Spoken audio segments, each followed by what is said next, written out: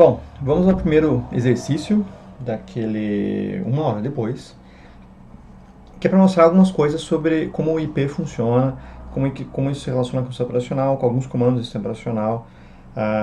Os diversos sistemas são muito semelhantes em relação a isso, como o Linux, que tem uma pilha IP bem conhecida, e o fato de que a pilha IP do Linux é muito semelhante à pilha IP de outros sistemas, principalmente porque esses sistemas têm muita coisa em comum.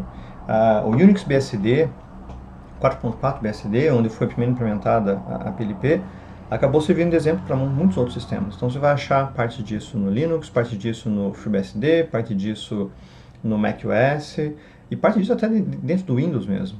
Então, uma vez que você tem uma pilha bem implementada, vale a pena se copiar até. E o fato de que o Android é um sistema Linux, então eu estou usando o Linux aqui. É, é o que nós temos, é o que nós temos mais próximo, então é interessante ver um pouquinho dos comandos que estão aqui dentro. Bem, o meu sistema aqui, eu vou dar um neo-fat, ele é um Linux Mint, tem algumas informações aqui do sistema.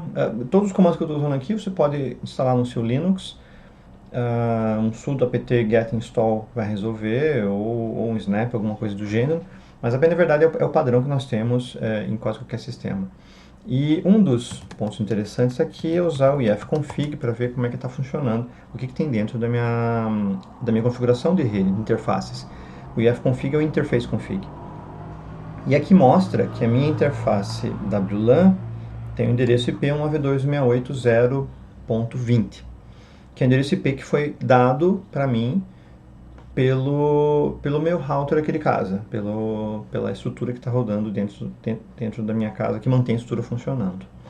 Isso aqui é endereço de classe C, eu sei que é classe C porque ele tem uma máscara de rede que tem 24 bits levantados para 1 e 8 bits baixados para 0.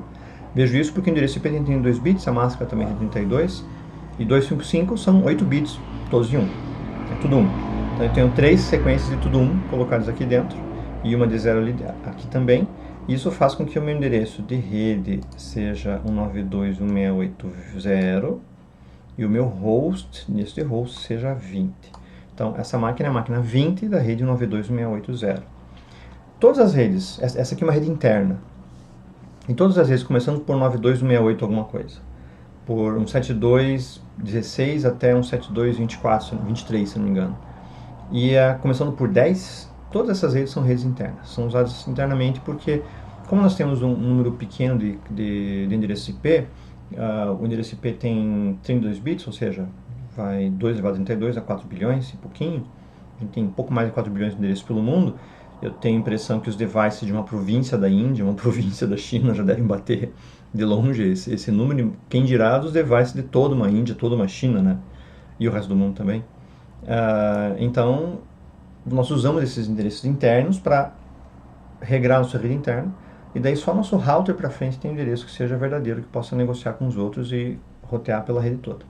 E no nosso router, todo router tem um Network Address Translator, um NAT, que daí traduz desse endereço interno para o endereço verdadeiro para fora, executa a requisição, lembra daquela consulta que ele fez, na volta ele retraduz e retorna para o endereço que pediu. A parte interna da rede é mantida pela Ethernet. E daí nós temos os MAC address internos aqui dentro, e é um endereço de 6 bytes, que no caso dessa interface desse computador, da interface WLAN desse computador, é essa sequência aqui que está em hexadecimal, mas a gente pode ver que são 6 bytes. Esse endereço vem chipado dentro da placa, todo endereço IP, todo endereço MAC address vem de fábrica basicamente. Em alguns sistemas, com alguns privilégios, você pode alterar o endereço por software, mas isso não é comum. Não é comum, perdão. E tem muitos endereços de hardware que são colocados em devices que não tem tela, são headless. Como aqui em casa eu tenho lâmpadas, eu tenho de vários dispositivos, as Alexas, os Google Homes, que servem para controlar a Smart Home. Então todos esses devices têm um endereço IP também, têm um MAC address, e a interface não é tão aberta para que você possa ficar trocando. Tem câmera e mais outras coisas aqui dentro que são câmeras IP. E isso faz com que você tenha esse endereço definido de fábrica, então você paga uma licença para poder usar uma faixa de endereços MAC, endereço Ethernet, e daí você usa isso durante o tempo de vida do device. E é interessante que nós temos aqui um MAC address e temos o IP address. Tem dois endereços na mesma máquina. Como é que eu faço para conseguir alterar, mapear de um endereço para outro? Para isso serve um protocolo chamado ARP, que é o Address Resolution Protocol. Eu vou chamar aqui direto. E o ARP é um utilitário que você também tem em comando, que mostra o cache ARP que você tem. Então, toda máquina, antes dela tentar uma comunicação com uma outra, baseada em protocolo IP, eu estou no IP, na camada interrede, mas na camada enlace, lembra das camadas? Na camada enlace eu tenho o Ethernet. Então, eu sei que na realidade o endereço físico é o endereço Ethernet. Então, eu tenho que usar o protocolo ARP que diz, bom, eu quero me comunicar com IP 192.168.0.1, por exemplo. Eu sei esse IP, mas eu não sei qual que é o MAC address dele. Então, eu peço para o ARP descobrir isso para mim. O que é o ARP? O ARP chama-se Address Resolution Protocol. Ele vai resolver o endereço MAC, um endereço Ethernet, ou da camada que você esteja colocando embaixo, um PPP ou o que seja, para o endereço IP. E o que ele faz é, bom, eu tenho IP, eu mando um broadcast para a rede, quem é esse endereço IP, por favor? Me conta aí quem é o cara. E o endereço IP adequado recebe o broadcast e levanta a mão, sou eu, tá? Eu sou esse IP e meu MAC address é tal. E você guarda isso no cache. O cache está mostrando que o único entrada do cache é o meu gateway, que é o router que veio da operadora, que tem esse MAC address aqui e o C mostra que ele é um cache. Pela minha interface WLAN. Mas eu tenho outras máquinas aqui, por exemplo, eu estou usando meu laptop, mas o desktop, até porque é a máquina que eu uso em laboratório, então é melhor fazer os exercícios aqui, né? Meu desktop é mais potente que o laptop, então não adianta nada ter a ilusão de que tem uma máquina mais potente lá.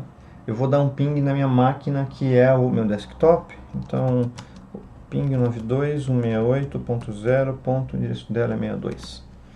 E o ping está respondendo aqui.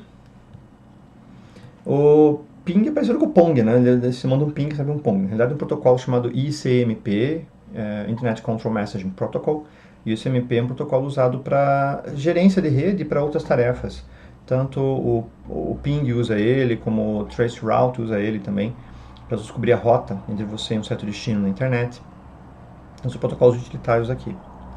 Se eu rodar o ARP novamente agora, eu já tenho dois endereços. Eu tenho o meu gateway, que eu tinha desde o boot da máquina, ou assim comecei a usar o computador, e agora eu tenho o 62 também. O 62 tem essa outra placa aqui, esse outro MAC address aqui, que também é um cache. Daqui eu creio que meia hora, 40 minutos, o cache vai sumir, mas por hora o cache está dessa forma, e é um cache mesmo, ele mantém isso num soft state. Se eu desligar e reiniciar minha máquina, o cache é limpo e volta ao zero, porque quando eu ligar esse meu computador, eu posso estar em outra rede. Eu desligo ele, aliás, quando a tua interface cai, aqui eu tenho qual a interface que está ligada a esse MAC address em particular, a minha WLAN. Quando a interface cai, mesmo que ela volte na mesma rede, caiu o cache ARP é extirpado. Ele some.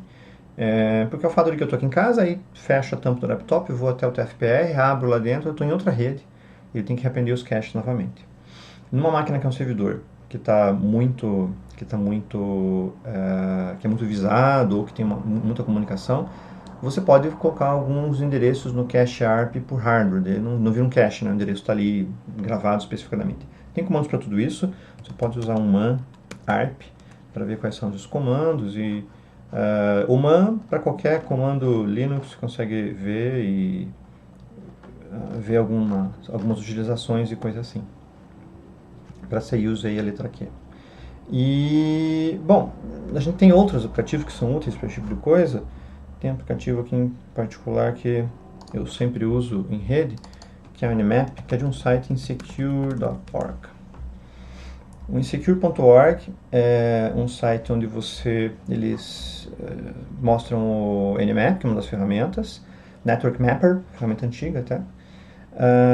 Tem aqui mais informações do que é o Nmap, o que ele faz. Tem o ZenMap, que é a interface gráfica dele. O Nmap é um utilitário realmente muito usado. Já apareceu em filmes, então aqui... Que filmes que eles estão mostrando? Um dos filmes do Bourne, ele aparece. No Matrix ele apareceu também. Acho que esse aqui é o Matrix. No Die Hard. E no Matrix ele também aparece. Tá aqui a Trinity usando o Nmap. O Nmap é um utilitário realmente muito bom e ele é fácil de instalar. Tá aqui o Nmap em particular. Cadê? Intro, Nmap Announce, Security Tools. Tá aqui, Intro, Nmap Security Scanner.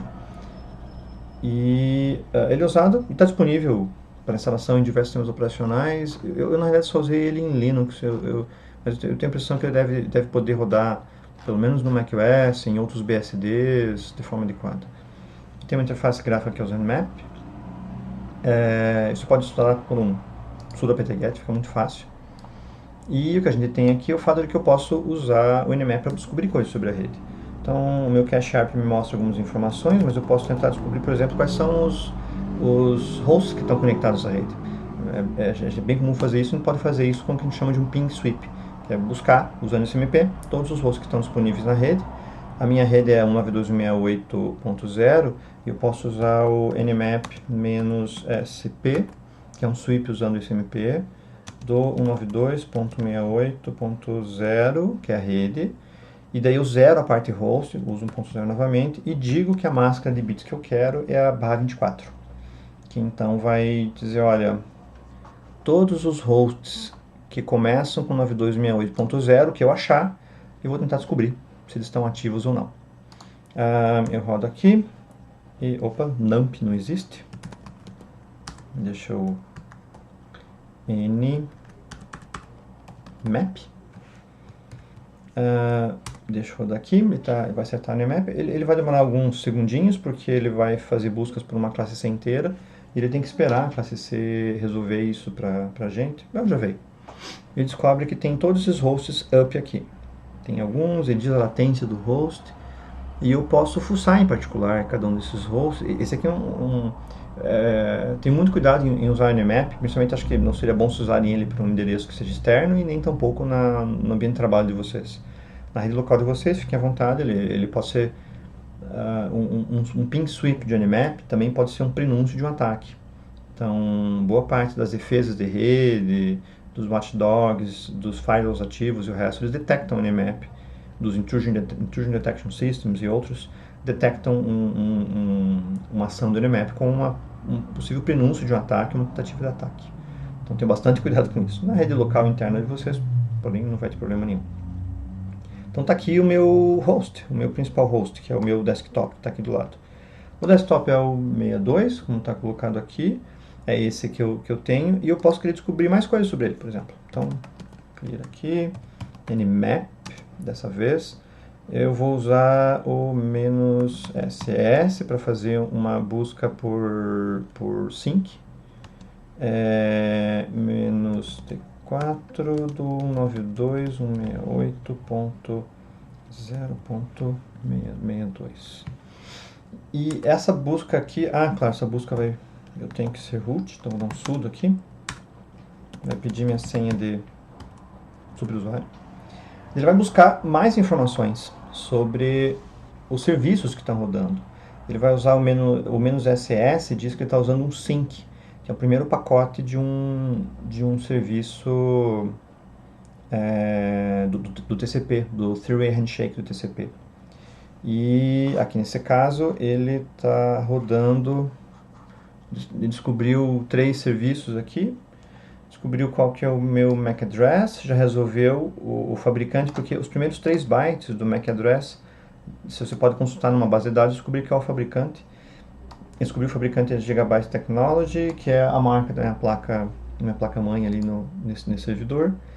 E esse TrivNet, na verdade, esse 8200 é o meu servidor de LNA, que eu mantenho um serviço de streaming local, minhas gravações estão colocadas ali dentro. E eu posso querer fazer um Nmap um pouquinho mais invasivo, no sentido de pegar umas informações que eu menos usar, para mim tentar descobrir, inclusive, mais informações sobre cada um dos serviços e informações sobre o próprio sistema, o próprio sistema operacional, né? Porque todo sistema operacional tem uma digital, uma fingerprint. Todo sistema operacional te conta quem ele é, pelas características dele. porque cada implementação, apesar de todas elas serem baseadas no mesmo, numa origem única, que seria o Unix BSD 4.4, eles têm suas pequenas idiosincrasias. Então, aqui essa busca é uma busca um pouco maior, então ela buscou SSH, pegou as chaves de SSH que eu tenho disponíveis. Isso não é nenhuma invasão, ele só descobriu as chaves que o meu servidor SSH me daria de uma forma ou de outra. Descobriu o MySQL lá colocado, descobriu o mini-DLNA, então agora ele sabe quem são os... Ele está me dizendo quais são os serviços que eu estou rodando, então eu sei que eu tenho o MySQL, eu sei que eu tenho o software mini-DLNA do Linux rodando nessa versão, já tenho mais informações sobre isso. Ele não conseguiu achar exatamente o fingerprint para esse host, que é um Linux Mint, talvez tenha alguma diferença colocada aqui dentro, mas em todo caso ele me passou o fingerprint do TCP, que eu posso ir para uma base de dados e buscar alguma coisa. Então eu já tenho mais informações aqui sobre esse host. Leiam a documentação do Nmap, ele pode ser interessante. Vocês podem aprender bastante sobre TCP, porque boa parte que ele fez ali foi tentar criar conexões TCP, meia conexões e buscar informações. Tem alguns papers, alguns artigos que mostram como é que ele faz fingerprinting, isso também é bem interessante. E ele tem também o Nmap gráfico, que é o ZenMap. Vou rodar o ZenMap as root aqui.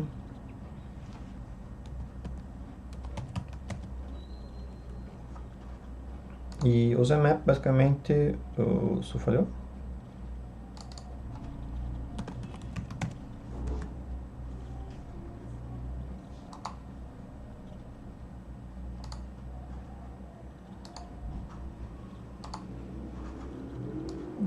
Aconteceu alguma coisa aqui? Ok, tchau. Acho que eu consigo rodar o ZenMap daqui direto. Eu espero que eu consiga para mostrar para vocês. Em todo caso, o ZenMap não é exatamente o objetivo final que eu tinha aqui.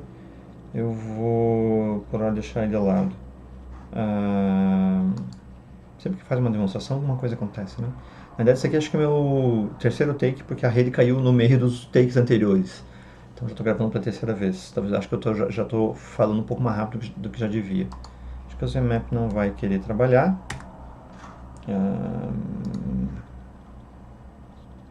Internet.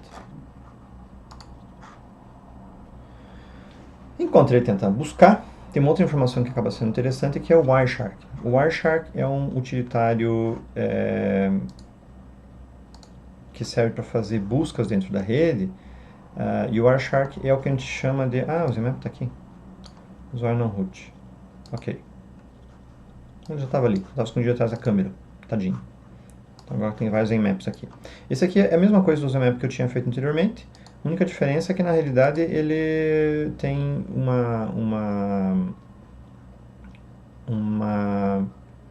interface gráfica que ele não chega a ser assim tão 80.0.0/24.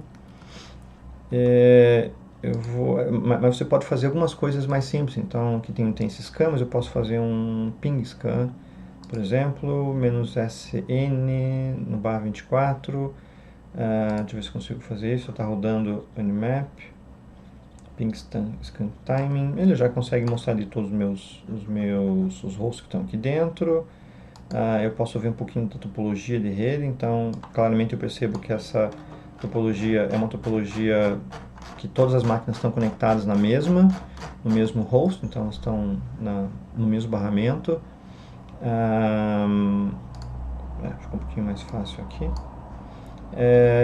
E eu posso ir buscar máquina por máquina e pedir para fazer uma execução em cada um deles, então é uma maneira um pouco mais fácil de usar o Nmap dentro do padrão.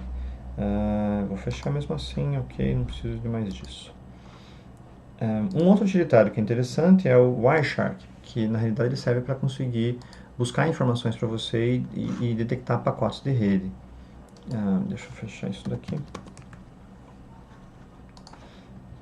Deixa eu ver quais são as conexões que eu tenho aqui. Netstat. O Netstat ele me traz todas as conexões de rede abertas dessa máquina. Então aqui eu vou colocar aqui no começo, bem no começo, é bem na verdade. E aqui eu tenho as conexões de rede que estão na minha máquina. E algumas eu posso ver aqui que estão em estado de listening. Então, essas são as conexões do meu computador.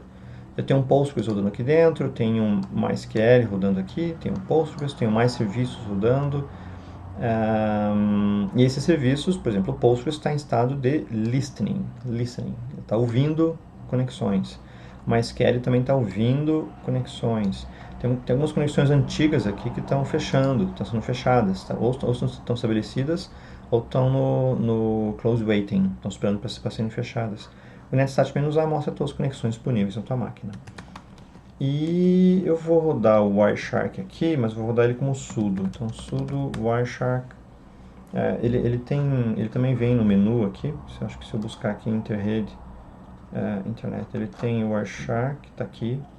Mas rodando ele como sudo, você consegue fazer algumas capturas melhores. Está aqui, este é o Wireshark. E eu vou iniciar uma captura. Capture. Refresh Interface. Tem interface. Eu tenho essa interface aqui, que é a interface que eu quero realmente, minha interface wireless. E eu vou iniciar a captura. Então, Start. Então ele está começando a conexão e eu vou fazer uma...